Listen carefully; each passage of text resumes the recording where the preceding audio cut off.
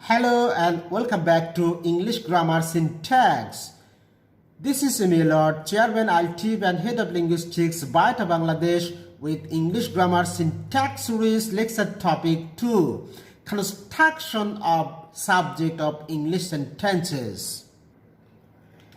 In this video, I will talk about scholarly definition, types, construction, placement, development, how to detect subject from a large sentence, as well as some other major aspects and core issues of English subject construction. Though this is one of the most important topics in English grammar, very few students know about them clearly, but it's a must to learn about unmistakably if you want to learn English properly. So this video is very important and helpful to you. Let's begin the lecture. Lesson 2.1 Introduction. From my previous lecture, you have learned that a sentence is a group of words which are grammatically well arranged and can express a complete idea or sense that listeners can understand clearly. A complete sentence must have at least a subject and a predicate. Generally, a subject is that part of a sentence about which something is said in predicate, and what is said about subject is called predicate. You can't speak or write English well, that means you don't have enough skills in constructing English subject and predicate, and you fail to construct them properly. Lesson 2.2 External configuration of sentence. A sentence may be even a single word, clause or phrases, or a group of clauses or phrases forming a syntactic unit which expresses an assertion, a question, a command, a wish, an exclamation, or the performance of an action that in writing usually begins with a capital letter and concludes with appropriate end punctuation, and that in speaking is distinguished by characteristic patterns of stress, space, and pauses. Ideally, a clearly written complete sentence requires 5 pieces of key information. Number 1, capital letter. Number 2, subject. Number 3, predicate. Number 4, complete thought. And number 5, terminal punctuation, which all are mandatory to be mentioned. Lesson 2.3 Internal components of sentences. Please discern the following sentence meticulously. I quote, British and American English Teaching and Training Academy is a very popular English language teaching and training institute in Bangladesh. Structurally, a sentence has 2 main organic parts. Number 1, subject, and number 2, predicate. In a predicate, there must be a verb as a compulsory element and other 3 optional components, what are known as number 1, object, number 2, complement, and number 3, agent. In fact, a simple sentence may have the following 5 major organic parts. Number 1, subject. Number 2, verb. Number 3, object. Number 4, complement. And number 5, agent. Although in an interrogative sentence, other 2 elements are required. Number 1, WH word, and number 2, auxiliary verb, which are typically placed before subject to build a question mood.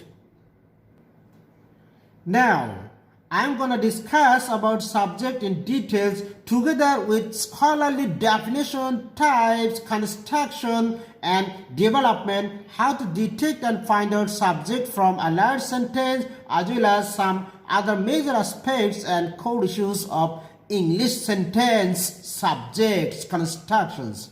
Let's go. Lesson 2.4, Scholarly definition of subject.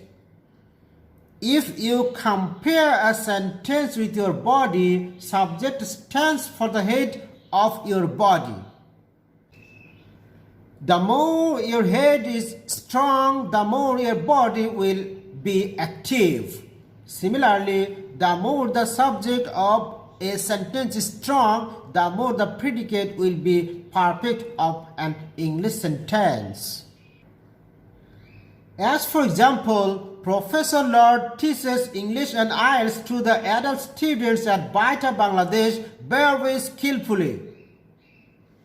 In this sentence, Professor Lord, a noun indicating a name of a person, is the subject of the sentence that renders the action of teaching.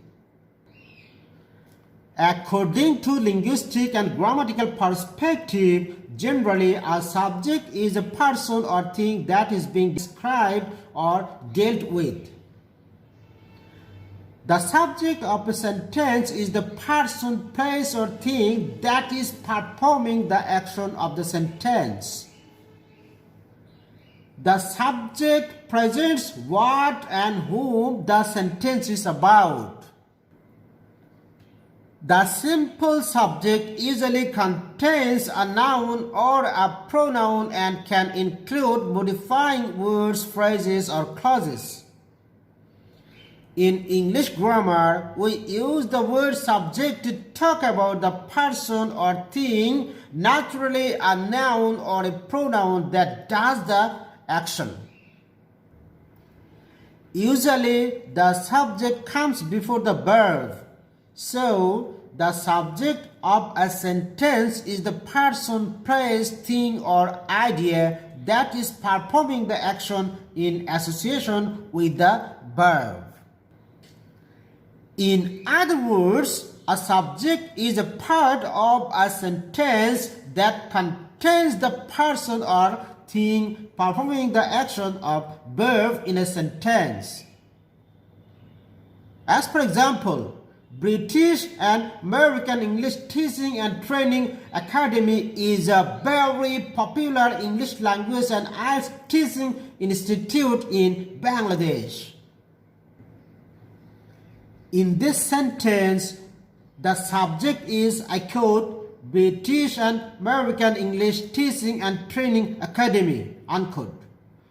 And the predicate is, I quote, is a very popular English language and IELTS teaching institute in Bangladesh, unquote. Finally, it can be assumed that a subject is that part of a sentence about which something is said in predicate. Now, I'm going to discuss the most important aspects of subject. Let's do. Lesson 2.5, Who can be a subject? Number 1. A noun can be a subject in English sentence. As for example, Mamun is a good boy. The earth is round. Water is liquid. Mango tastes sweet. Man is mortal. Honesty is the best policy. Amy is a good girl. Birds fly in the sky.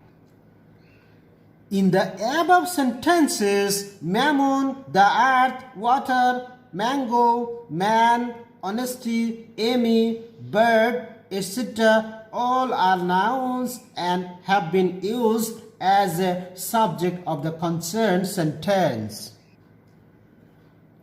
Number 2, a pronoun in nominative case, as for example, I, we, you, he, she, they, it, that, etc. can be a subject in sentence. I am a Bangladeshi. She is an English teacher. He is my brother. They are playing in the field. We are happy. You live in Bangladesh. It's a book. That is a play. We work at day and sleep at night. In the above sentences, the past words are used as subject and they all are pronoun. Number 3, a nominal phrase. A phrase that functions like a noun or pronoun can also be a subject in English sentence. As for example, the chairman of our village is an honest man. The bike made in Japan is very durable. Russia University campus is very large and beautiful. My father and mother are very pious. My dear motherland is Bangladesh. A rolling stone gathers no moss. My little daughter Arsha can play guitar very melodiously. Mamun and Dita are a happy spouse. In the above sentences, the chairman of our village, the bike made in Japan, university, Russia University campus, my father and mother, my dear motherland, a rolling stone, my little daughter Arsha, Mamun and Dita, all are nominal phrases have been used as subject of the concerned sentence. Number 4, a clause can be a subject. As for example, that he is poor is known to all.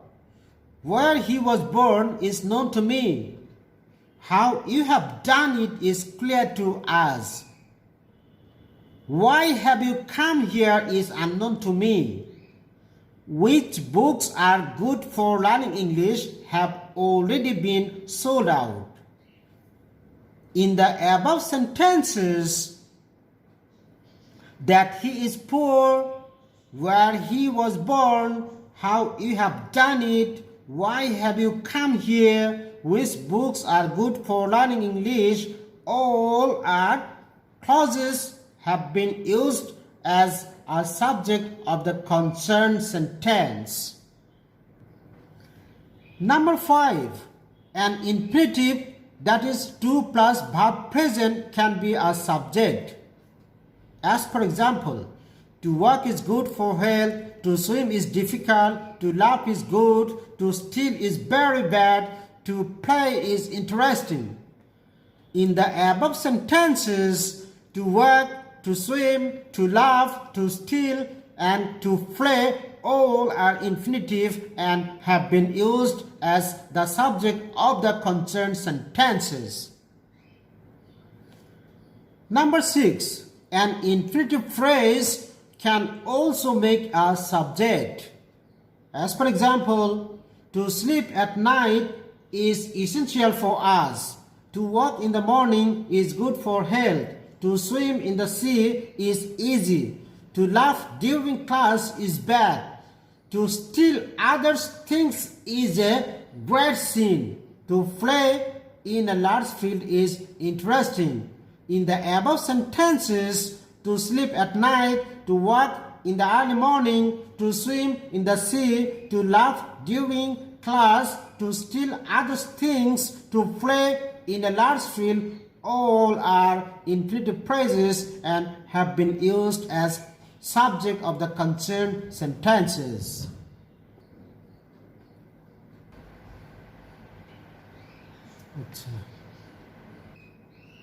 Number 6, an infinitive phrase can also make a subject. As for example, to sleep at night is essential for us. To walk in the early morning is good for health. To swim in the sea is easy. To laugh during the class is bad. To steal others' things is a great sin. To play in a large field is very interesting. In the above sentences, to sleep at night, to work in the early morning, to swim in the sea, to laugh during the class, to steal others' things, to play in a large field, all are infinitive phrases and have been used as subject of the concerned sentences. Number 7. A gerund, that is base verb with ing, can also be subject. As for example, swimming is good for health. Walking is a good exercise. Driving is difficult. Sleeping is good. Stealing and begging are very bad, etc. In the above sentences, swimming, walking, driving, stealing, sleeping, all are gerund and have been used as subject of the concerned sentences. Number 8. A gerundial phrase can also be a subject. As for example, swimming in the river is a good exercise. Walking in the early morning is good for health.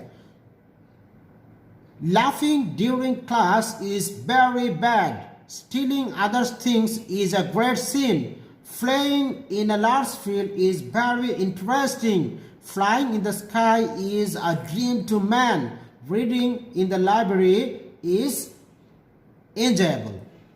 In the above sentences, swimming in the river, walking in the early morning, laughing during the class, stealing others' things, playing in the large field, flying in the sky, and reading in the library, all are gerundial phrases and have been used as the subject of the concerned sentences.